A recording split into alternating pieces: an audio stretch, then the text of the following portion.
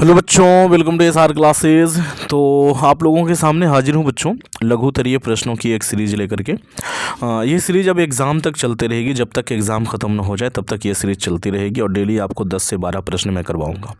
और अगर आपने ये सीरीज़ देख लिया ना, तो हर एक सब्जेक्ट से मैं सारे जितने भी प्रश्न पूछे जाने वाले हैं एग्ज़ाम में, लगभग सभी की तैयारी करवा दूँगा और वीडियो देखते देखते आपको याद भी हो जाएगा।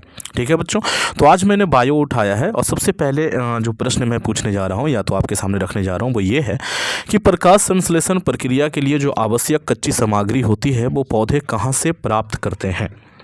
तो बच्चों इसका आंसर कैसे लिखेंगे?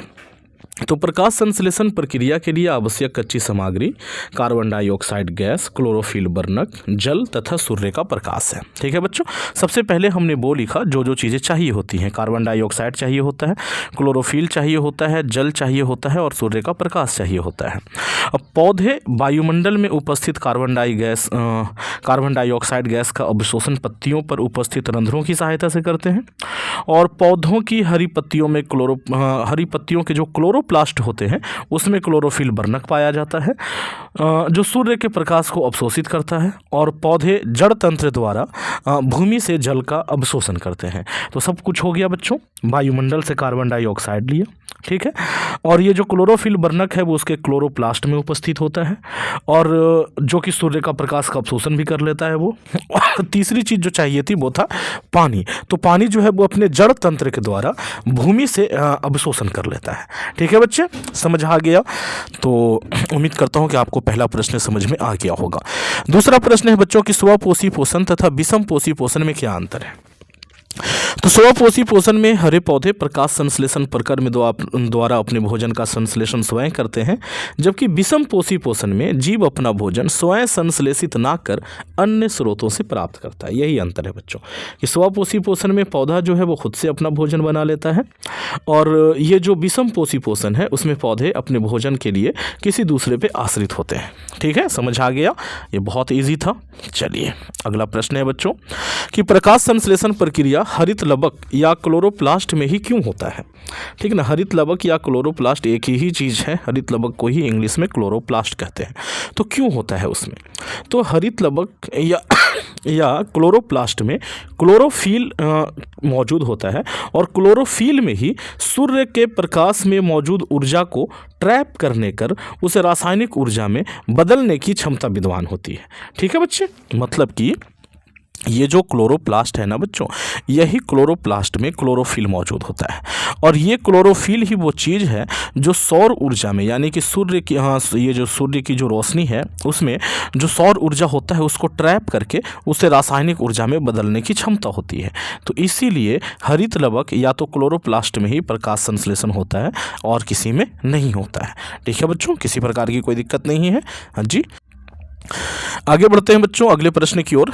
अगला प्रश्न जो है वो ये है कि पत्तियों को प्रकाश संश्लेषी अंग क्यों कहा जाता है।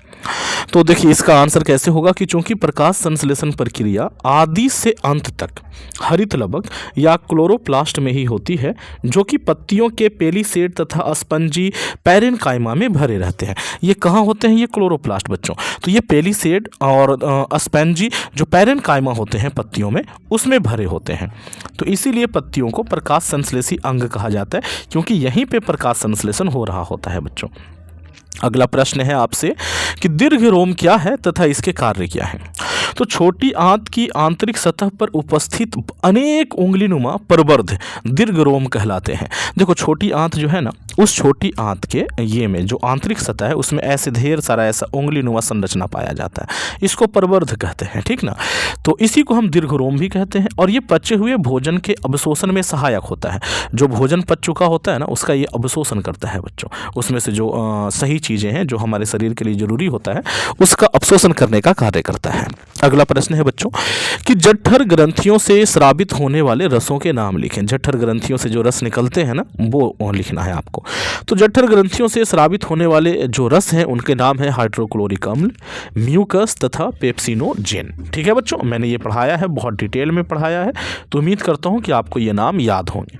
ठीक, अगला प्रश्न है कि पैरामीशियम में भोजन कोशिका मुख तक कैसे पहुंचता है? जो पैरामीशियम है एक जीव होता है बच्चों, तो इसमें भोजन कोशिका मुख तक कैसे पहुंचता है? तो पैरामीशियम में भोजन का अंतर्ग्रहण शरीर के एक निश्चित स्थान से होता है। ऐसा नहीं कि अमीबा की तरह वो कहीं से भी अपना भोजन का अधिग्रहण कर ले, ऐसा नहीं होता है बच्चों। उसके शरीर में एक निश्चित स्थान होता है, वहीं से होता है, जिसे हम कोशिका मुख कहते हैं। ये बहुत इंपॉर्टेंट है बच्चे, ये बहुत इंपॉर्टेंट है कि पैरामीशियम में भोजन का अंतर्ग्रहण किसके द्वारा होता है? तो आप क्या कहोगे? कोशिका मुख के द्वारा होता है। तो वही लिखना है कि पैरामीशियम में भोजन का अंतर्ग्रहण शरीर के एक निश्चित स्थान से होता है, जिसे हम क्या कहते हैं? कोशिका मुख कहते हैं। उनका शरीर सीलिया द्वारा ढका होता है, मतलब एक ये होता है बच्चों, एक शरीर का अंग होता है जिसे सीलिया कहते हैं।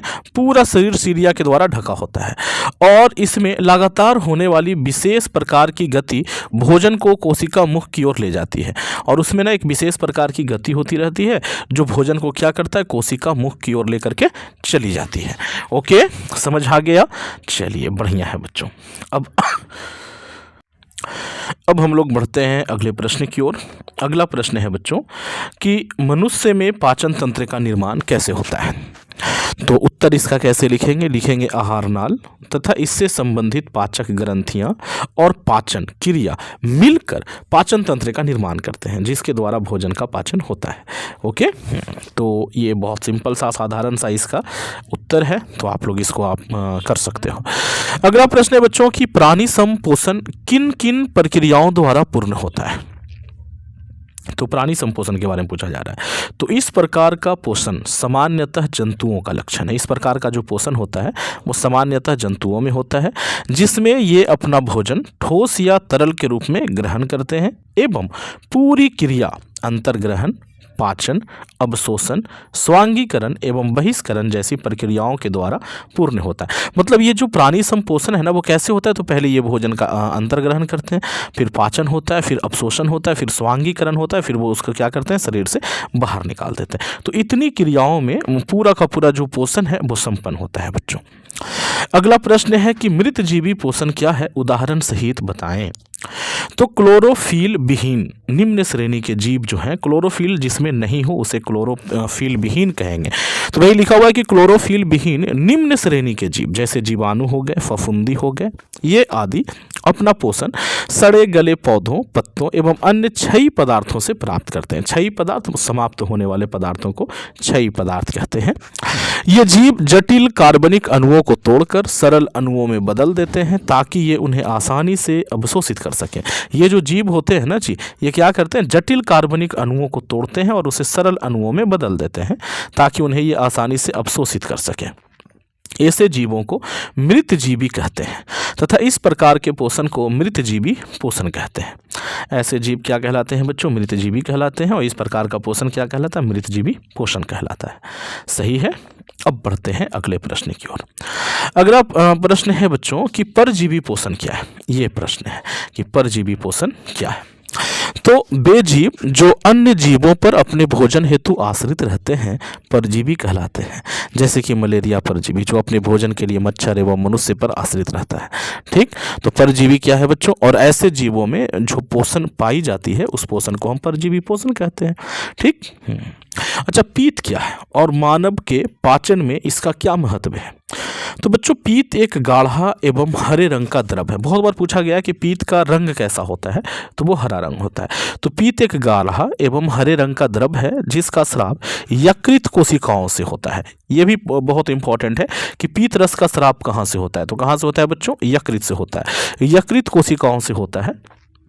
पीत ग्रहणी में आए अम्लीय कायम की अम्लीयता को नष्ट कर उसे क्षारीय बना देता है। पीत जो है वो जो ग्रहणी में आता है ना, मतलब कि जो हमारी छोटी आंत है उसके पहले भाग यानी ग्रहणी में जो कायम आता है, कायम किसे कहते हैं बच्चों? तो हल्का लेई जैसा जो भोजन बन चुका होता है ना, उसे हम कायम कहते हैं। तो उसकी अम्लीयता को नष्ट कर देता है और नष्ट करके उसे क्या कर देता है? क्षारीय बना देता है। और पीत में उपस्थित लवण वसा के विखंडन तथा पाइसीकरण में सहायक होते हैं। पीत में जो लवण उपस्थित होता है ना, वो वसा का मतलब टुकड़े करने के लिए और उसका पाइसीकरण करने में सहायक होता है बच्चों। अच्छा, अगला प्रश्न है कि ब्रूनर्स ग्रंथि कहाँ पाई जाती है तथा इसके स्राव को क्या कहते हैं। तो ब्रूनर्स ग्रंथि जो है वो ड्यूओडिनम और इलियम में पाई जाती है और इससे निकलने वाले स्राव को आंतरस या तो सक्कस एंटीरिकस कहते हैं बच्चों। ठीक, ब्रूनर्स ग्रंथि से जो रस निकलता है उसे हम आंतरस कहते हैं या तो सक्कस एंटीरिकस कहते हैं। ये आपने याद रखना है, ये कोई बहुत ज़्यादा इंपॉर्टेंट नहीं है, अभी तक एग्जाम में बना नहीं है बच्चों।